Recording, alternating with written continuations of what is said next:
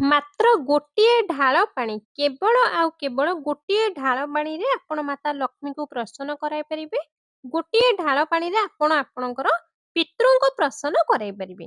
ଗୋଟିଏ ଢାଳ ପାଣିରେ ବଡ଼ରୁ ବଡ଼ ରୋଗ ବେମାରୀକୁ ବି ଦୂର କରିପାରିବେ। ଯଦି ଆପଣ ଗୋଟିଏ ଢାଳ ପାଣି ଆପଣଙ୍କର ଠାକୁର ଘରେ ରଖୁଛନ୍ତି, ତାପରେ ସେହି ଢାଳ ପାଣିକୁ ଆପଣ କଣ କରିବେ? ତ ଚାଲନ୍ତୁ ଜାଣିବା।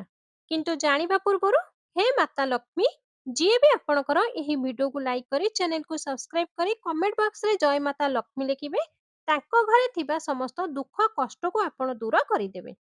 ତ ଦର୍ଶକ ବନ୍ଧୁ, ମାତ୍ର ଗୋଟିଏ ଢାଳ ପାଣିରେ ଆପଣ ମାତା ଲକ୍ଷ୍ମୀକୁ ପ୍ରସନ୍ନ କରାଇ ପାରିବେ। ଯାହା ଧନର ଦେବୀ ମାତା ଲକ୍ଷ୍ମୀ ଜଳରେ ବାସ କରିଥାନ୍ତି। ଆଉ ଜଳରୁ ହିଁ ମାତା ଲକ୍ଷ୍ମୀଙ୍କର ଉତ୍ପତ୍ତି ହୋଇଥିଲା। ସମୁଦ୍ର ମନ୍ଥନରେ 14 ରତ୍ନ ଭିତରୁ ମାତା ଲକ୍ଷ୍ମୀକୁ ଗୋଟିଏ ରତ୍ନ ମନାଯାଏ। ଜଳ କିପରି ଆପଣଙ୍କ ଘରର ମୁଖ୍ୟ ଦ୍ୱାରରେ ଛିଞ୍ଚିବେ, ଆଉ ସେହି ଉପାୟ ସଫଳତା ଆଣିଥାଏ, ଆପଣଙ୍କ ଘରେ ସମ୍ପୂର୍ଣ୍ଣତା ଆଣିଥାଏ, ମାତା ଲକ୍ଷ୍ମୀଙ୍କୁ କୃପା କରାଇଥାଏ ଏବଂ ପିତୃଙ୍କ ଆଶୀର୍ବାଦ କୃପା ଆପଣଙ୍କୁ ପ୍ରାପ୍ତ କରାଇଥାଏ। ପିତୃ ଯଦି ଆପଣଙ୍କ ଉପରେ ରାଗିଛନ୍ତି ତ ପ୍ରସନ୍ନ ହୋଇଯିବେ ଏବଂ ଆପଣଙ୍କର ସବୁ କାମ ସଫଳ ହେବାକୁ ଲାଗିବ। ତ କରିବେ କିପରି ଆସନ୍ତୁ ଜାଣିବା। ତ ଦେଖନ୍ତୁ, ଆପଣଙ୍କ ଘରର ଯିଏ ସବୁଠାରୁ ବଡ଼ ମହିଳା ଥିବେ, ଯଦି ବି ଆପଣ ବାହାରେ ରହୁଛନ୍ତି, ତ ଯଦି ଆପଣଙ୍କ ପାଖରେ କେହି ନଥିବେ ତ ଆପଣ ନିଜେ ଏହି ଉପାୟକୁ କରିବେ। ରାତିରେ ଗୋଟିଏ ପାତ୍ର ମାନେ ଢାଳରେ ପାଣି ଭରିବେ, ସେହି ଢାଳ ତମ୍ଭାର ନେଇପାରିବେ, ପିତ୍ତଳର ନେଇପାରିବେ, ଆପଣ ଚାହିଁଲେ ଷ୍ଟିଲର ନେଇପାରିବେ, କିନ୍ତୁ ଏହି ଉପାୟ ପାଇଁ ତମ୍ଭା ପାତ୍ର ସବୁଠାରୁ ଭଲ କାମ ଦେଇଥାଏ। ସେହି ଜଳରେ ଅଳ୍ପ ଗଙ୍ଗା ଜଳ ପକାଇଦେବେ, ତାପରେ ସେହି ଜଳ ପୁରା ଶୁଦ୍ଧ ଓ ପବିତ୍ର ହୋଇଯିବ।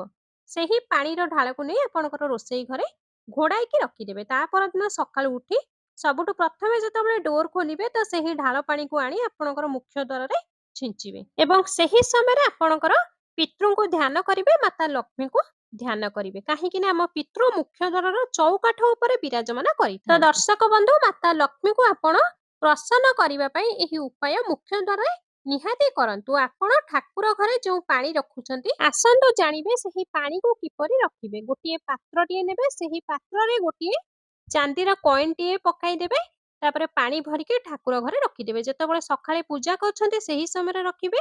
ତା ପରଦିନ ଯେତେବେଳେ ପୂଜା କରିବେ, ପୂଜା କରିବା ପୂର୍ବରୁ ସେହି ଢାଳ ପାଣିକୁ ଆଣି ଆପଣଙ୍କର ରୋଷେଇ କାମରେ ବ୍ୟବହାର କରିପାରିବେ। ଯେଉଁ ଲୋକ କୌଣସି ରୋଗରେ ପୀଡ଼ିତ ଅଛନ୍ତି ତ ସେହି ଲୋକଙ୍କ ମୁଣ୍ଡ ପାଖରେ ଗୋଟିଏ ଢାଳ ପାଣି ରାତିରେ ଭରିକି ରଖିଦେବେ। ତା ପରଦିନ ସକାଳୁ ଉଠି ସେହି ଢାଳ ପାଣିକୁ ଆଣି କୌଣସି ଏକ ବଡ଼ ଗଛ ମୂଳରେ ଢାଳିବେ। ଯଦି ଆପଣଙ୍କ ଘର ପାଖରେ ବବୁଲ ଗଛ ଅଛି ତ ଏହା ବହୁତ ଉପକାରୀ ହୋଇଥାଏ। ବବୁଲ ଗଛରେ ସେହି ପାଣିକୁ ଢାଳିବେ। ଏମିତି ପ୍ରତିଦିନ ଲଗାତାର 15 ଦିନ କରିବେ, ଦେଖିବେ ରୋଗରୁ ମୁକ୍ତି।